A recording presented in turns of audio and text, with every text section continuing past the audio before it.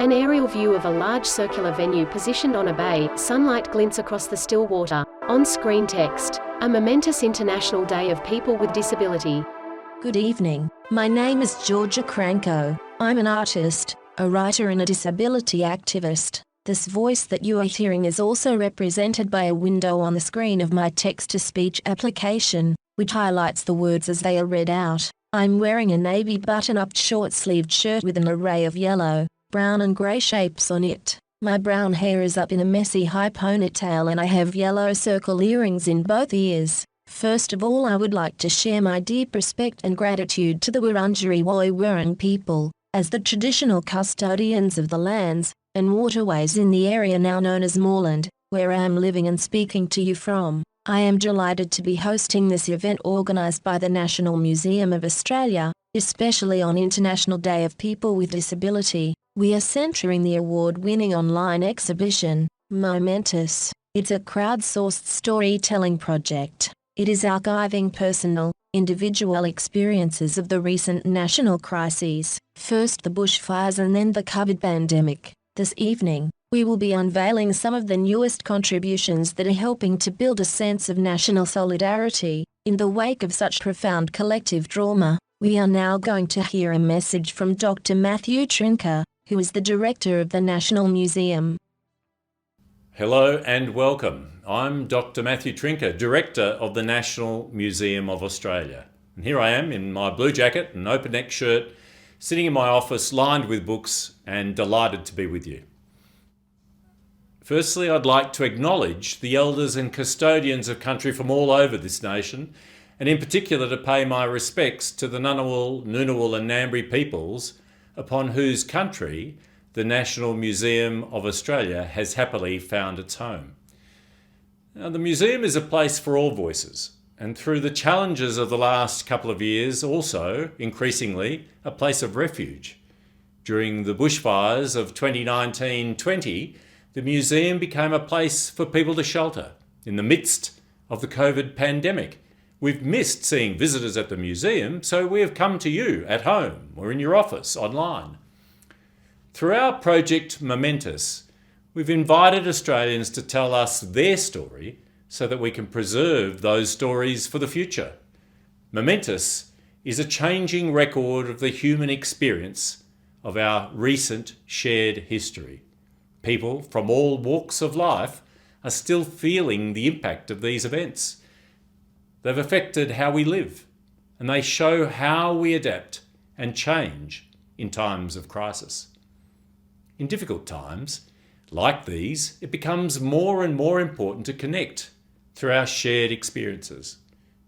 The museum is proud to support the International Day of People with Disability.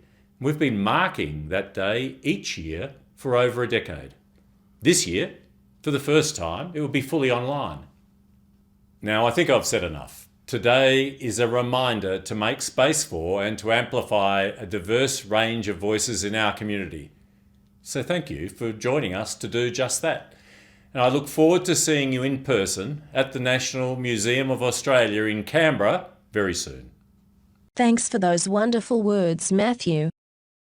We now are going to watch a performance piece called Breakfast Workout by Lisa Proud. It was filmed in Bremen, Germany. Lisa is a dancer and physical theatre performer who, over the last 5 years, has been intensely curious about her own natural movements. She has adapted to manage a standardized world with a non-standard body. During lockdown, with the closure of gyms and fitness centers, she decided to look at how simply making breakfast is her own inbuilt step aerobics fitness routine, without having to change anything. Every day living in a world built for tall people means she gets extra exercise without needing a gym membership. On-screen text, breakfast workout. In a 70s-styled kitchen, a woman wearing tights and a sleeveless t-shirt carries a footstool to the bench. The woman is short in stature, the footstool is as high as her upper thighs. She places her left knee on the stool and climbs up to reach above. As she does, she knocks a bread knife to the floor. She gets down and picks up the knife, places it in the sink.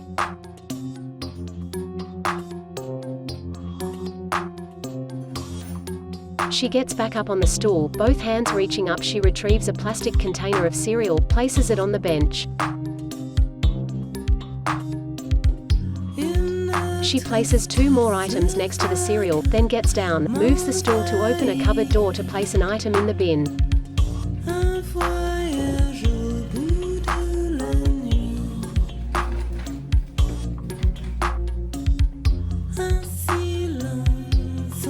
She shuts the cupboard door, places the stool back into position and climbs up again, reaching to the side to grab the jug.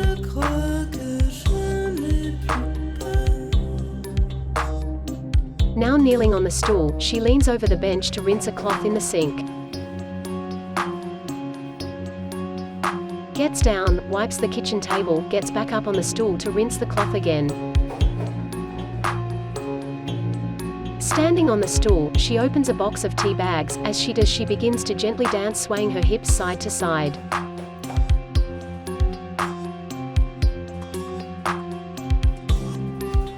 She places the tea bag in the cup and pours in the boiled water from the jug, all the while continuing to dance and sway.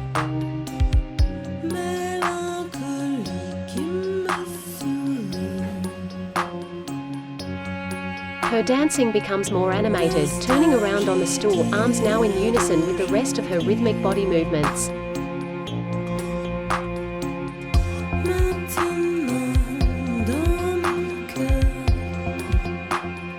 She jumps down.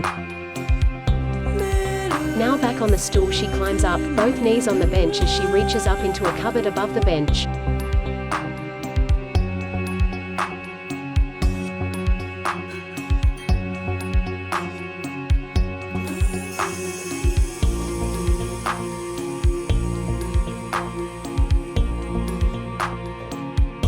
Back on the floor, she moves the footstool away.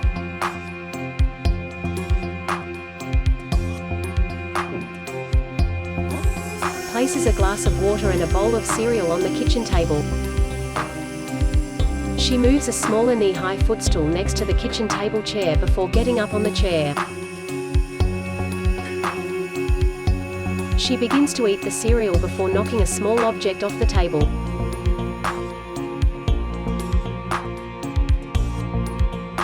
She gets down, moves the small footstool as she looks around for the object, which has rolled out of view. Retrieves the object before getting back up, momentarily slumping back in the chair. Looking out the window, she chews on her cereal. On-screen text, a film by Liza Proud.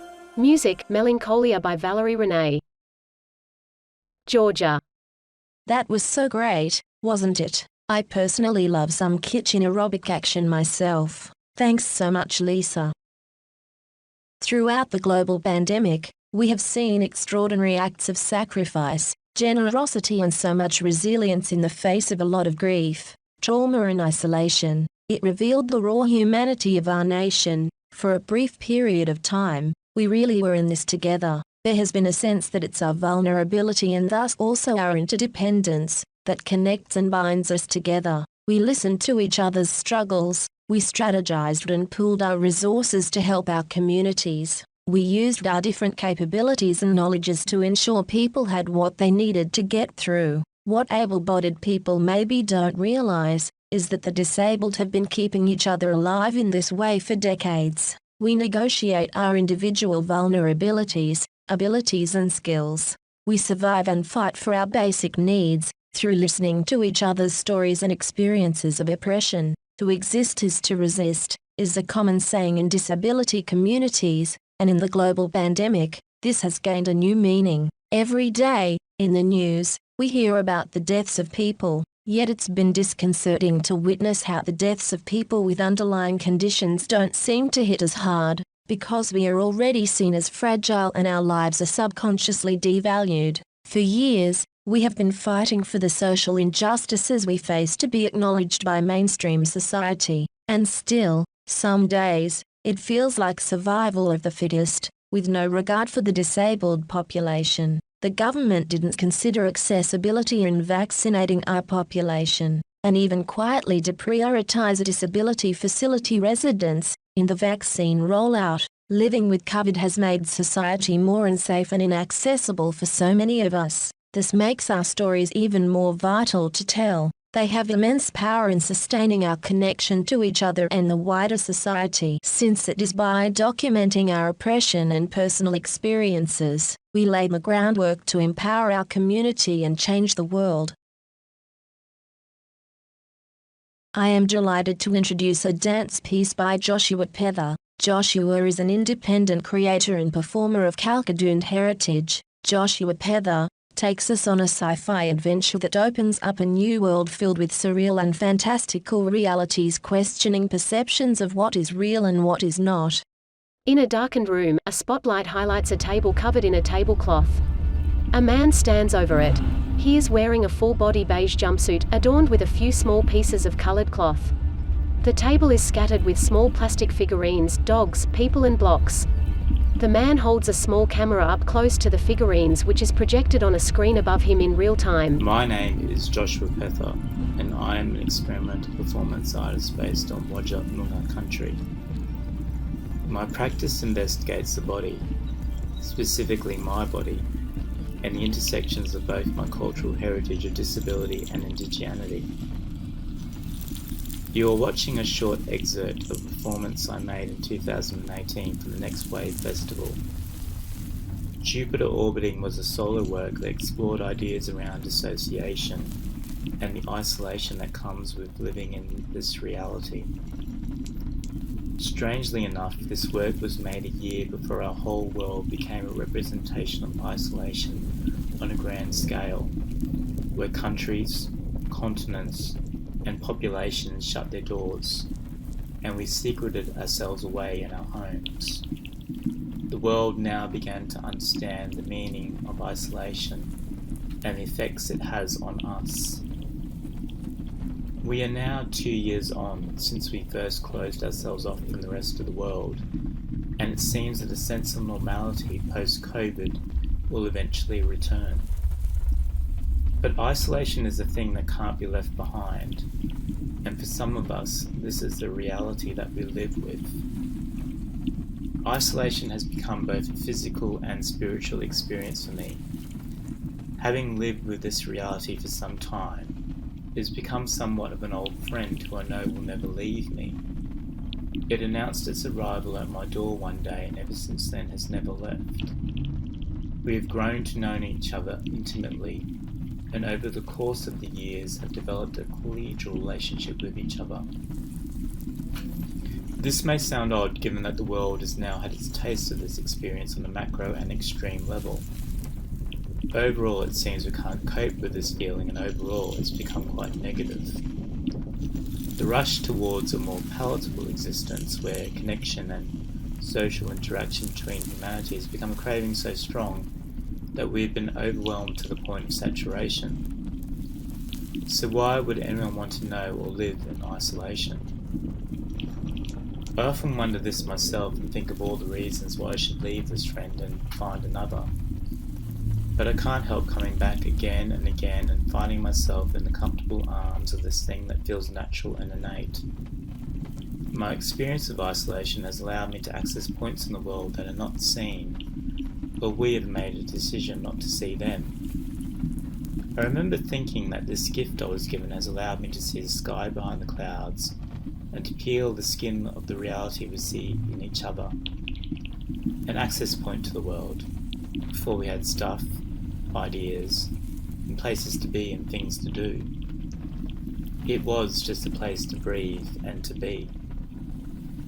I also think of the deliberate choice of living in one of the most isolated parts of the world, and how this has affected the work I have made. I know for a fact that Jupiter Orbiting would not have existed if I had been anywhere else but here on Wajak Noongar country. The vast isolation and expansiveness of the environment becomes a continuing echo that permeates every living cell on this land. It is hard to deny its existence as you hit with it every day, and if you try to escape, you are met with the majesty of it all, from the wild and turbulent winds to the intense shafts of light that resonate in their own orbit. As I close this reflection, I think of probably one of the most poignant pieces of art written here that encapsulate isolation, its tragedy and beauty, all within the space of 4 minutes. The opening bars of the song become like a living monument to this unforgiving and harsh landscape, and somewhere in between a tale of unrequited love, a road trip, and the redemptive sound of a crazed preacher at a pulpit, the wide open road embraces those who hear it with the undeniable beauty and devastation of isolation. I think of myself sometimes travelling the proverbial wide open road, and how the landscape here, and indeed the horizon, seem to stretch for all eternity. And I am travelling with my friend isolation, because we are forever connected, but ironically, never alone. What an amazing piece of work. Thanks Joshua for sharing. Earlier today, I had the great pleasure of interviewing Craig Middleton, the curator of Momentous. We discussed the intention of the exhibition and how stories can shape our collective consciousness and create social change. Split screen. Georgia on the left, Craig on the right. Can you describe your role in curating the exhibition? Yeah, I definitely can. Firstly, thank you for chatting with me today. I guess I should say that Momentous is an online exhibition, and it's also a digital archive of human experience. And also at the same time, it's a contemporary collecting project that's attempting to collect history as it's happening. So my role in the project is as a curator. So as a curator, you know, in any project, I'm responsible for content, creative, and also collecting. But I guess Momentous is a slightly different kind of collecting project because it's wholly digital. So, and it's also not curated in the way that you know, physical exhibitions are curated, and it's actually a crowdsourced project. So I guess as a curator, my role was to think about the broad invitation to communities, to Australians to respond and then encourage participation. Yeah.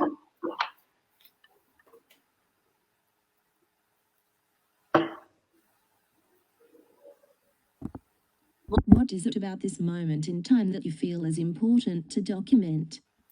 That's a really good question, because I think there's lots of perspectives that would come from a question like that. But for me, I guess, and for the museum more generally, there was definitely a really strong feeling of responsibility to be documenting both the 2019-2020 bushfire season and the COVID-19 pandemic, because there was a recognition, I suppose, that these moments they're very different than moments we've experienced before. So while we have had bushfire seasons, this one was longer and hotter and drier, and the sort of geographical impact of that fire was the biggest we've seen. And because our cities filled with smoke, you know, major Australian cities that often don't see the direct impact of fire were experiencing this smoke, which was causing anxiety. You know, that was just something that you could feel. And of course, the pandemic, you know, for many people came out of nowhere, and it has had such a huge impact on everyday life, from work, school, you know, just how we operate, how we go to the shops and purchase food. And so, and I guess in saying that, something else to think about when we're thinking about documenting moments right now is that we do look to the past to make sense of our experiences now. And if you look to historic pandemics like the Spanish flu, what's largely recorded is the government response or the medical response. And what we don't have a lot of is the understanding of how these moments impact everyday lives, which for someone like me, who's a social history curator, you know, those everyday moments are much more interesting to me than just the big profiled, high-profile moments. And I think so the museum felt a responsibility to capture that.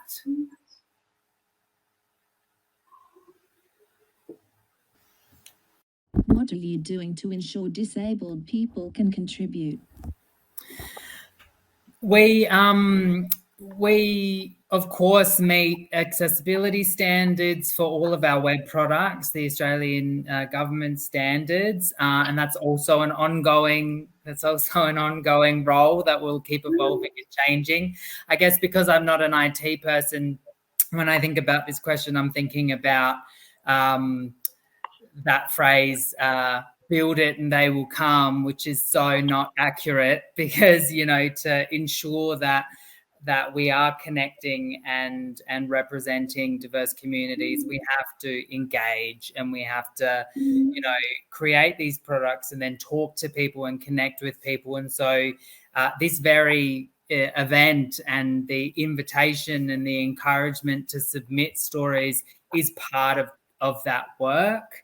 We also we market this project in lots of different ways, through social media, through mainstream media agencies, but it's this kind of engagement, this kind of connection that's, I think, the most meaningful. And I guess if I could leave a message with the audience today, it's to if you choose to, if you feel like you have something to say, this is a place you can do that, and it will be received with open arms. And your story is important, and we want to hear you, and we do hear you.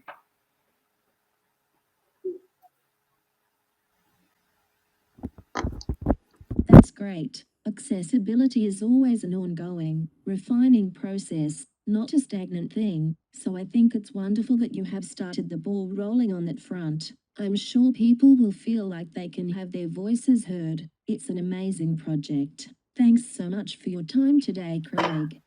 Thank you so much for speaking to me. It's been an absolute pleasure, and I look forward to many more conversations with you. I have the great privilege of introducing Queensland Australian of the Year for 2021, an ambassador for the International Day of People with Disability, Dr. Dinesh Palipana, who is going to be unveiling momentous.gov.au, IDPWD. My name is Dinesh Palipana. I am currently sitting in my study on a wheelchair. I am wearing my work scrubs, which has my name written on it. I'm a doctor, lawyer, scientist, and disability advocate. I've had the huge privilege of being the 2021 Queensland Australian of the Year. I am a person with a spinal cord injury and quadriplegia. I had a spinal cord injury from a car accident, which happened in 2010. Before that, I had no idea what life was like for a person with a disability. I saw people with mobility issues. I saw people using wheelchairs. I saw people with different kinds of disabilities getting around the community, but I never really spared a thought for what life was like for them. And sometimes I'm ashamed to reflect on that. After the spinal cord injury, I got a very quick education on what life is like for a person with a disability. I lost the ability to use my fingers and everything below the chest, but I realized that there are hidden physical effects as well. My ability to breathe is compromised. My ability to maintain a blood pressure, to maintain a temperature is compromised. But apart from these things, there are social issues as well. My family fell apart. We struggled financially. I struggled to access the community, healthcare, employment, education, basically everything. It is said that people with disabilities have always had challenges, but in times of crisis, these challenges are amplified. Over the last 18 months or so, we've been experiencing the COVID-19 pandemic. This pandemic has amplified so many challenges for people with disabilities. Everything from human rights to accessing the community, to employment, to healthcare, have been an increased struggle. Like me, there may be others getting around the community that don't really understand the deep issues that people with disabilities face in our society. And that's why it's important to have conversations. That's why it's important to expose, to tell stories, to talk about some of the issues that we face. That is why it's my absolute privilege to unveil the momentous contributions for the International Day of People with Disability at the National Museum of Australia. I encourage you to make a contribution. I encourage you to participate in the conversation, and I encourage you to log on to momentous.nma.gov.au to create a change for people with disability.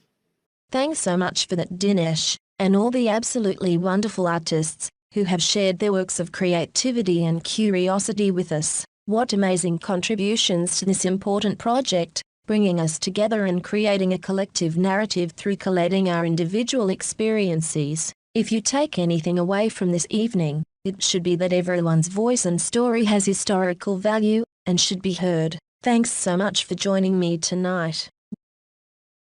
Tash Atkins is going to close the evening with a song they composed for Juliet Part 2. Tash is a Melbourne-based mezzo-soprano, composer, sound artist and creative who is passionate about accessible classical music. Their practice combines an interest in opera, theatre, technology and sound art to create original and exciting performances that unite audiences with a love of experimental classical music. Tash is passionate about confronting conservatism within classical music and is working toward creating a space for different identities to exist within a medium that has erased them. For Juliet Part 2 is a piece which is part of a larger song cycle that combines Algrave, music created using code, and classical singing techniques. For Juliet Part 2 is an atmospheric love song that uses text from Shakespeare's Romeo and Juliet to create a query telling of the classic love story. This is a new experimental composition practice for Tash,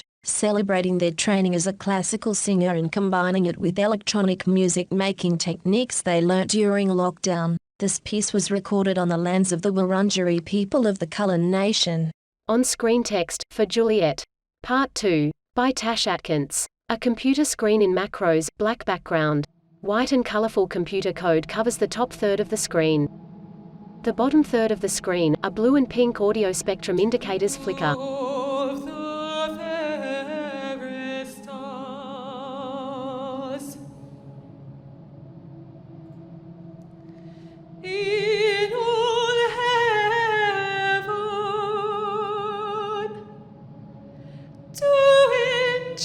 Your eyes and twinkle in their spheres. The brightness of your cheek would shame those stars that birds would sing and think it were not night.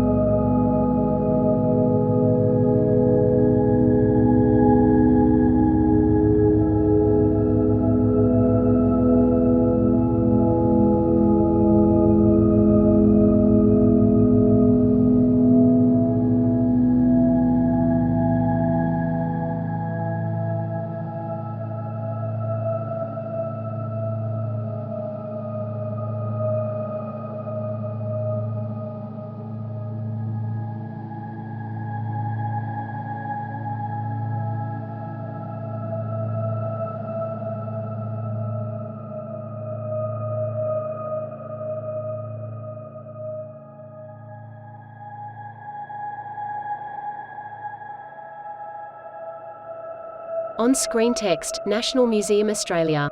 Discover more inspirational Australian stories of change and resilience at momentous.nm.gov.au.